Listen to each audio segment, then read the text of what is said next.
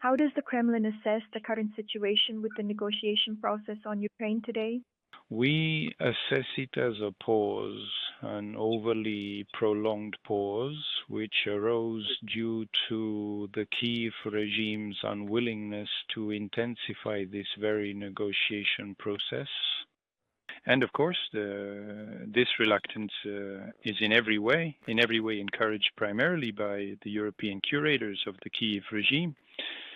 Firstly, no exact dates for the summit were named and no one agreed on them. That's the first thing. In this regard, it was very difficult to disrupt something for which there were no specific agreements. Neither Trump nor Putin, they talked about it. They do not want to waste time, and they do not want to meet just for the sake of meeting. To make the meeting productive, work needs to be done at the level determined by the heads of state, the Russian foreign minister, and the U.S. Secretary of State. Yes, President Trump stated that at the moment he has stopped thinking about holding the summit. However, in the last 2 days, he has repeatedly mentioned that he does not rule out holding such a summit in the future. President Putin shares this viewpoint, as he himself mentioned yesterday while speaking with media representatives. At the moment, the sanctions that have been defined and announced are being analyzed. And of course, we will do what best aligns with our interests. This is the main thing, actually. This is the main thing in our actions. We act primarily not against anyone.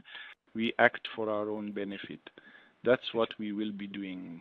Vladimir Putin stated yesterday that the response to possible Tomahawk deliveries will be very serious, if not overwhelming. Could you comment on this and clarify what he meant?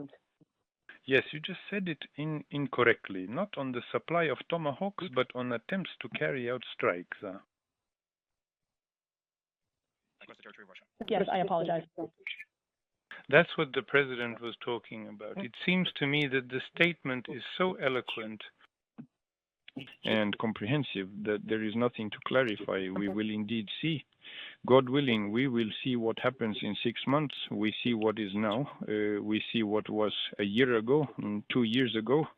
And God willing, we will see what will be in 6 months and in a year. All this I am familiar with this statement. The President of the United States decided to cancel or postpone this meeting. Rather, he is talking about postponing this meeting to what can be said. Dialogue is always better than any confrontation, any dispute, or even more so war. Therefore, we have always supported this, the continuation of dialogue, and we support it now. Now, regarding the new sanctions, first of all, there's nothing new here.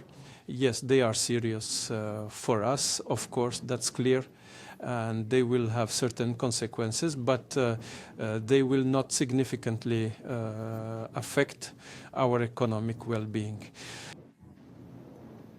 Well, in his first presidential term, it is known that President Trump imposed the largest number of sanctions that had ever been imposed against the Russian Federation up to that point. As of today, they certainly have two aspects, both purely political and economic. Regarding the political aspect, what is being discussed here? It is, of course, an attempt to put pressure on Russia. But no self-respecting country and no self-respecting people ever decide anything under pressure.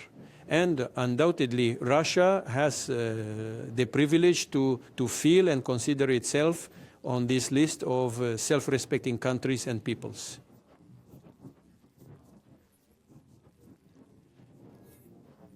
This is the first point. The second is the purely economic component. Yes, well, if we talk about the political part, then of course it is an unfriendly act towards Russia.